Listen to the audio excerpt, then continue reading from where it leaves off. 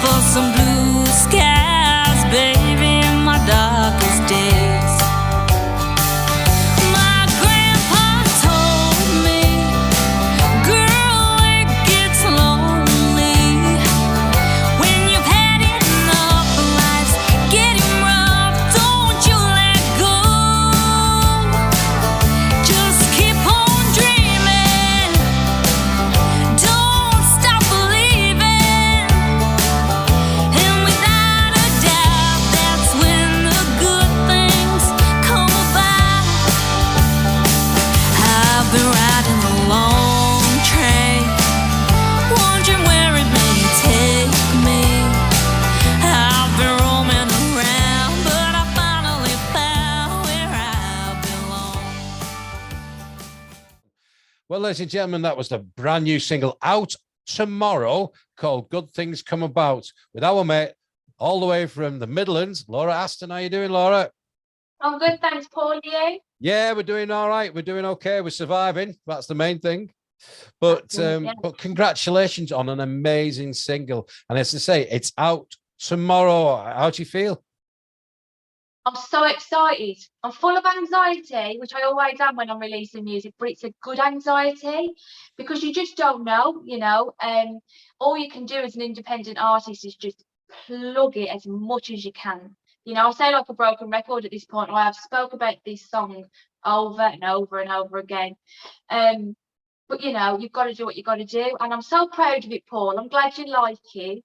Yeah, because it keeps with that tradition of country music that you love. I know we spoke back in November, I think it was, and you've stuck to your guns, which is awesome. It bucks the trend a little bit of what's going out there at the moment, both internationally and in UK, and it stands on its own merits, which is brilliant.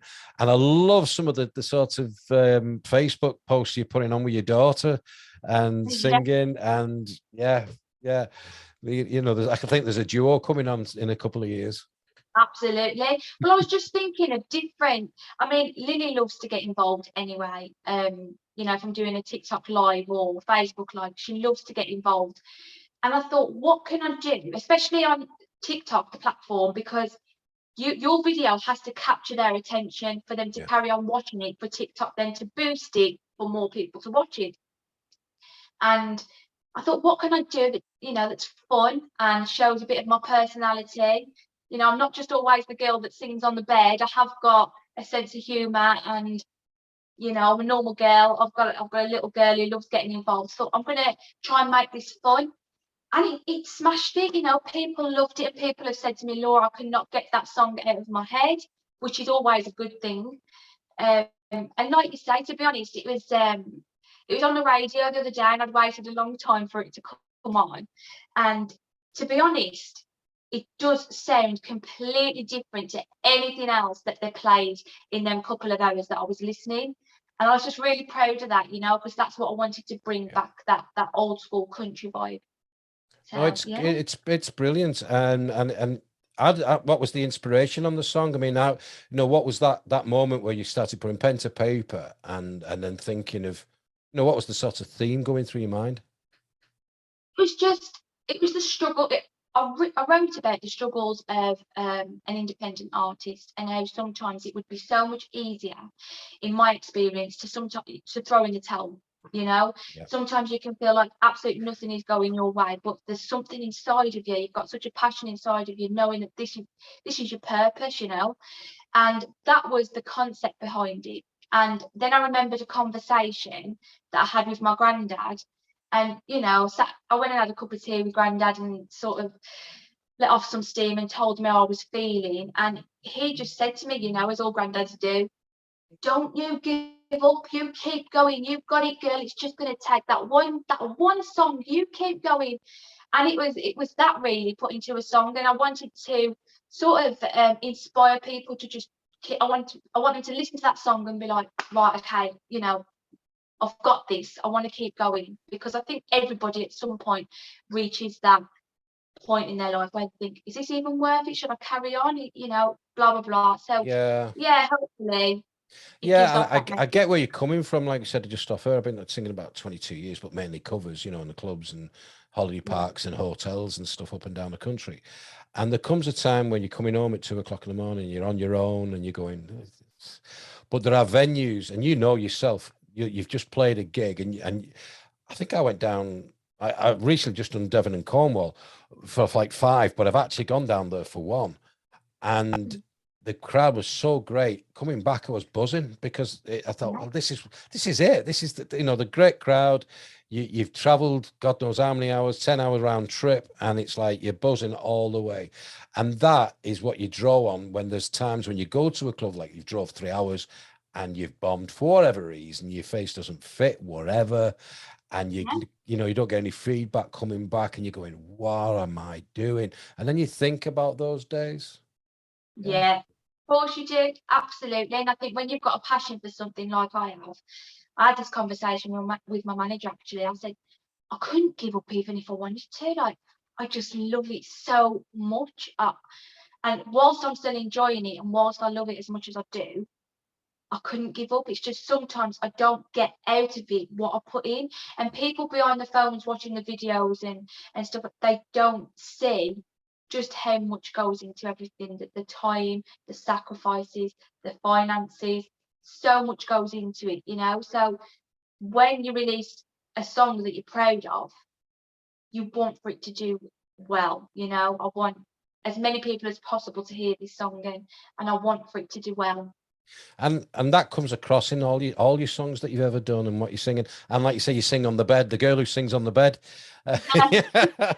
which are phenomenal. And again, just talking about that, and I did intimate a little bit before you came on the show, and I said, and I class him as an A-list country music star of some standing, Mr. Clay Walker, no less, liking what you were doing. How do you feel about that?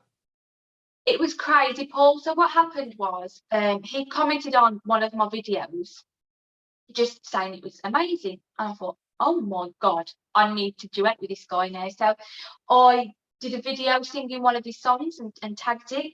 She Won't Be Lonely Long. It's a great track. Love I'm it. sure you know. Love it. Yeah. It's amazing, isn't it? So anyway, I thought nothing of it. 2 weeks had gone. He loved the video. A couple of hours after I'd posted it, which was enough for me. I was absolutely over the moon with that.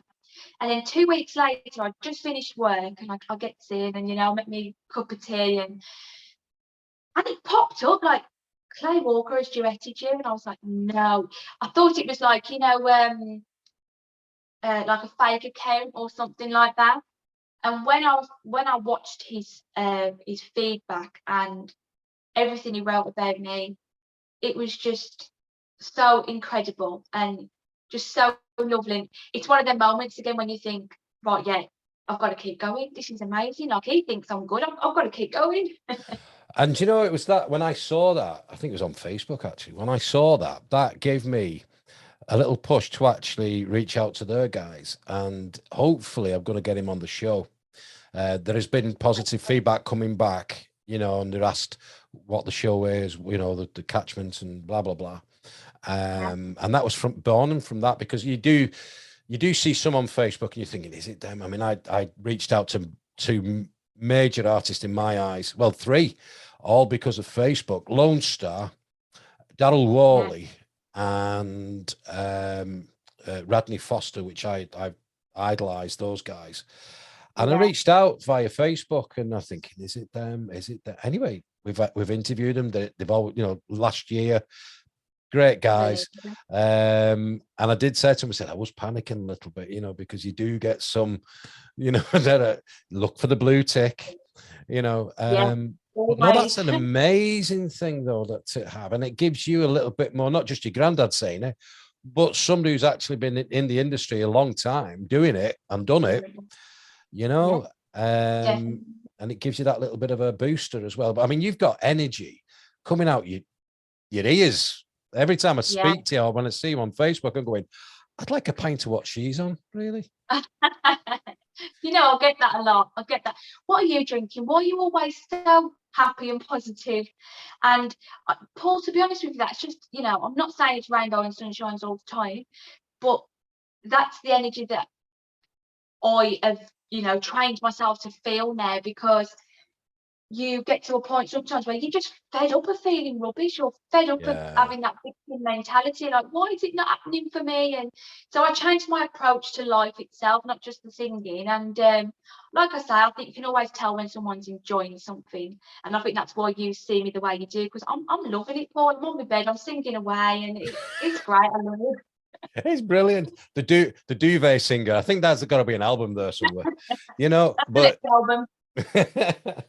but any live shows in the offing coming through? We are definitely, it is in the works at the moment. Dates are to be confirmed, but they are being planned. But the priority for this year really was to finish the original album. We have got some incredible tracks that will be coming out this year for the album. Starting off with obviously Good Things Come About. And that's been the priority, because I haven't released music for 3 years, Paul. It's been 3 years since I released my last track. Yeah. And it was never a case of I'd given up. I just didn't have the right material that I felt was good enough to put out. You know, me and my manager were writing back and forth, and nothing just seemed to be good enough. But I can honestly say I'm excited for everyone to hear this new album and get in the studio and record it. It's great. It really is great. Well, if that's a taster of it, then yeah, it is, absolutely. My last question to you, and I did mention this last time, but I've changed it slightly. I called it the Mount Rushmore question, where I said, you know, people who've inspired you go on Mount Rushmore. I wrote a song recently, actually, and it's all about, I called it Fire Pit Friends, and it's all about obviously the easing of lockdown last year, and me and the guys just got round a fire pit, swapped the guitars, had a few beers, steaks, and round my birthday, you know, it was a big birthday, and it lifted everybody's spirits up. And I wanted to write something that, you know, not just about my feelings, but for, you know, passing it on to people. So it's a fire pit question now. So you've got a fire pit party coming on, and you've got 5 people that you can actually invite to this fire pit party, past, present. It could be anybody. I mean, the last people who've just been on Flat River Band have named Johnny Cash and the same fire, Jesus, Bob Dylan. I mean, imagine them 3. Wow. Jesus, Bob Dylan, and Johnny Cash around the fire pit. So Wow. who would those 5 people be?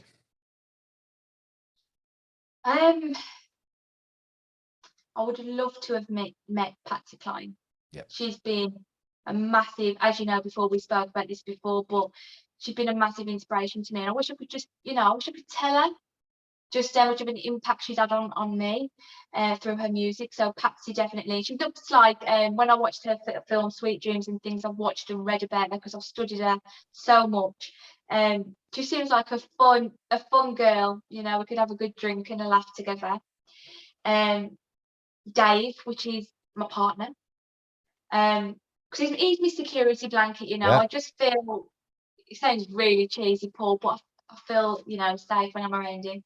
My manager, and so that's 3. And I know these are people who I already know, but these are people that I just have, you know, good vibes with.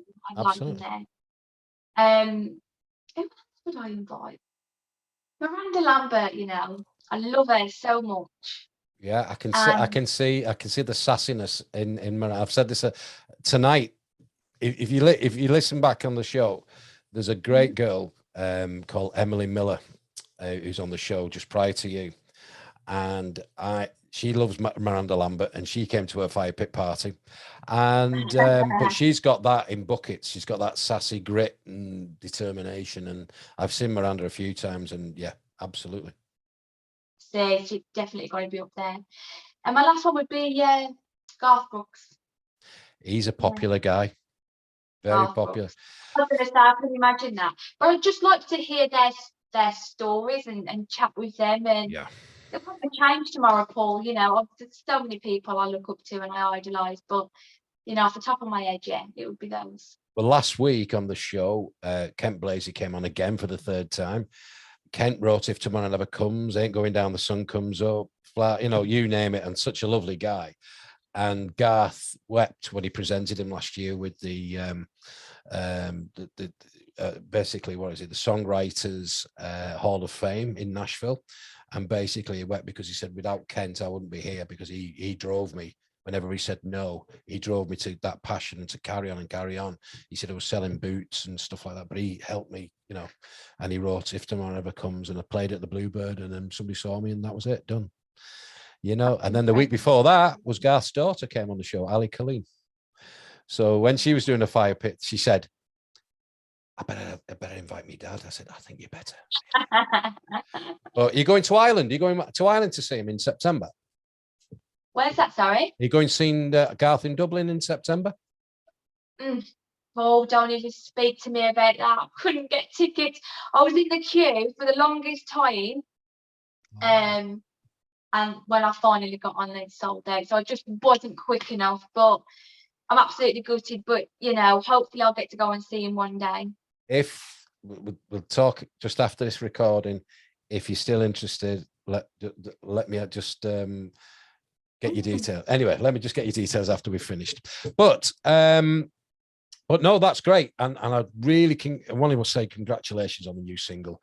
It's been a long time coming.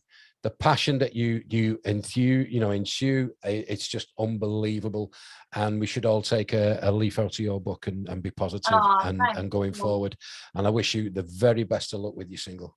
Out tomorrow, Spotify, Apple, you name it, it's out there, isn't it? It is indeed, yeah. What's your website? Yeah. What's your website as well, just before we close? www.lauraaston.com. And Facebook? Just Laura Aston. Great. That's all we need to know. Get to see it, listen to a lot more of your songs as well. And we'll certainly be playing this and other new music coming our way from the amazing Laura Aston. Thank you. Thank you so much.